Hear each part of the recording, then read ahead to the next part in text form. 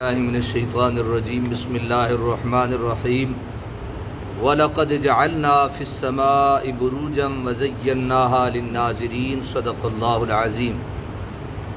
آج صرف ہم ایک آیت نمبر 15 سماعت کریں گے۔ اس میں کچھ ایسی باتیں ہیں جو آپ کی خدمت میں عرض کرنا ضروری ہیں۔ یہ سورہ ہجر ہے اور 14واں سپارہ ہے۔ اللہ کریم نے ارشاد فرمایا کہ وَلَقَدْ جَعَلْنَا فِي السَّمَاءِ بُرُوجًا، اور بے شک ہم نے آسمان میں برج بنائے۔ کیا بنائے؟ آسمان میں برج بنائے۔ وَزَيَّنَّاهَا لِلنَّاظِرِينَ، اور ہم نے آراستہ کر دیا آسمان کو دیکھنے والوں کے لیے۔ سبحان اللہ۔ یہ آسمان ہے، یہ بیچارہ ٹنڈ منڈ ہوتا ہے، اس میں کوئی تارے شارے، یہ رنگ برنگی چیزیں۔ کسی کے گھر شادی ہو تو لائٹنگ ہوتی ہے تو پتہ چلتا ہے یہاں کچھ اوپرا کام ہے۔ تو اللہ تعالیٰ نے بھی اس کو آسمان کو ستاروں کے ساتھ اور مختلف چیزوں کے ساتھ خوبصورت بنایا اور سجایا۔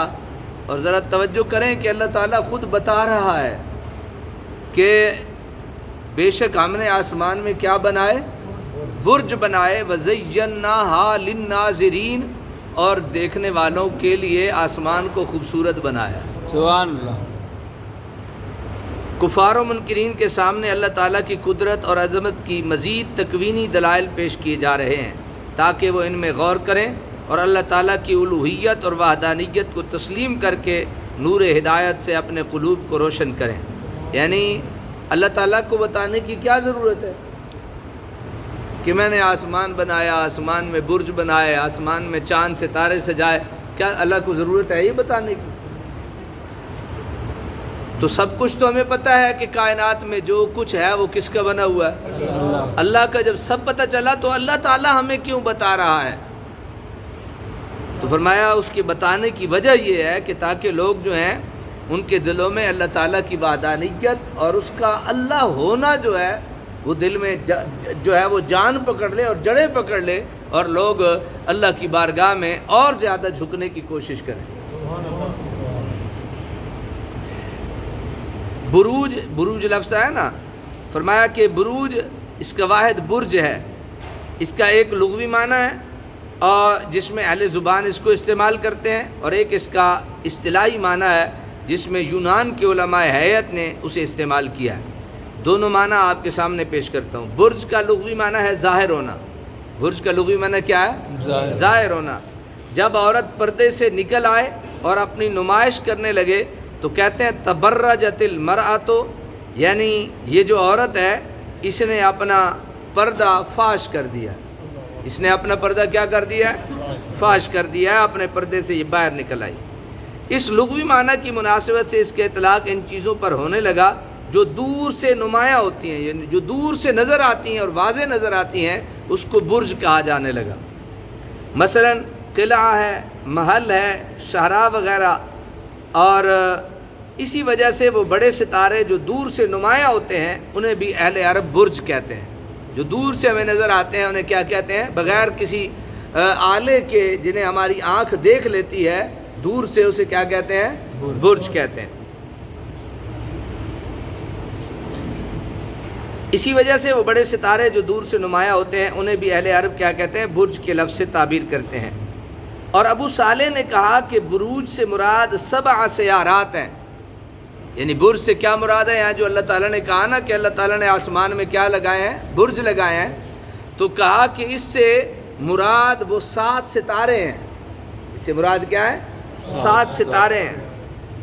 علماء ہیئت نے جب یہ مشاہدہ کیا کہ سورج 3 ماہ تک شمال کی طرف مائل ہوتا ہے، اگر اس کا زمین کا سنٹر نکالا جائے تو زمین کا جو سنٹر ہے اس سے شمال کی طرف رہتا ہے 3 مہینے، پھر کیا ہوتا ہے؟ پھر 3 ماہ ہٹتا رہتا ہے، یہ رہا شمال میں 3 مہینے، پھر 3 مہینے ہٹتا رہتا ہے، پھر کیا ہوتا ہے؟ اس کے بعد وہ 3 ماہ تک جنوب کی طرف مائل رہتا ہے۔ 3 ماہ ادھر، 3 ماہ ادھر، اور 3 ماہ سرکتا رہتا ہے، ہٹتا رہتا ہے۔ یہی وجہ ہے کہ ہمارے جو ٹائمنگ ہے، نمازوں کے اوقات جو ہیں وہ بدلتے رہتے ہیں۔ تھوڑا عرصہ ٹھہرے رہتے ہیں، پھر بدلتے رہتے ہیں، پھر تھوڑا عرصہ ٹھہرتے ہیں، اور پھر کیا ہوتا ہے، آپ نے پہلا روزہ جب افطار کیا تو آخری روزے اور پہلے روزے میں تقریباً آدھے گھنٹے کا فرق آ گیا.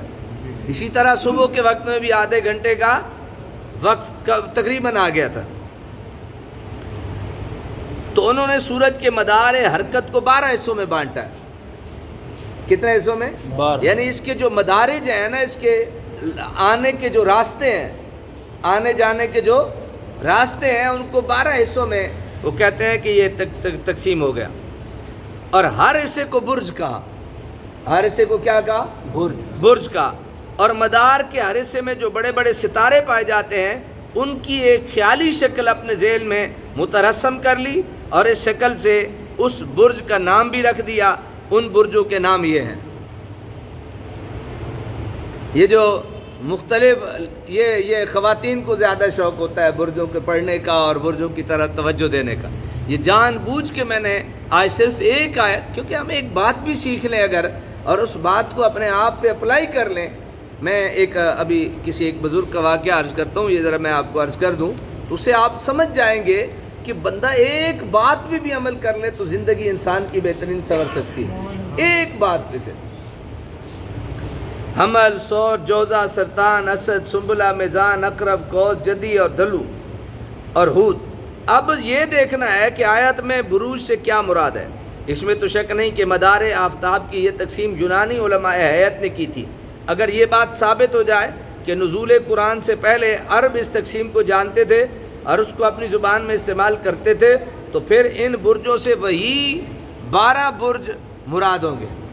بھئی اگر یہ ثابت ہو جائے کہ جس طرح ابو صالح یونانی نے، یہ یونان کے تھے، بہت بڑا مفکر تھا، اس نے اگر یہ کہا ہے کہ اس سے مراد برج ہیں اور یہ اس کے آنے جانے کے راستے، مدار اس کو کہتے ہیں، یہ ہیں، تو کہا کہ اگر تو قرآن کے نازل ہونے سے پہلے یہ تھا تو پھر اس سے مراد بالکل یہی ہے. اس سے مراد یہی ہے، اللہ تعالیٰ نے یہ جو برج بنائے، راستے بنائے، یہ ستارے بنائے، اس سے مراد پھر یہی ہے جن کے نام ابھی اوپر لکھے گئے ہیں. اور اگر اس کا قابل اعتماد ثبوت باہم نہ پہنچے تو بھی آیت کا مفہوم سمجھنے میں کوئی دقت نہیں، کیونکہ اس وقت برج سے مراد وہ 7 سیارے یا دیگر بڑے بڑے چمکدار ستارے ہوں گے جو کروڑوں چمکتے ہوئے ستاروں میں بھی خوب نمایاں نظر آتے ہیں.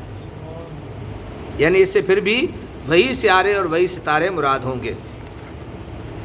اللہ تبارک و تعالی ہمیں عمل کی توفیق عطا فرمائے.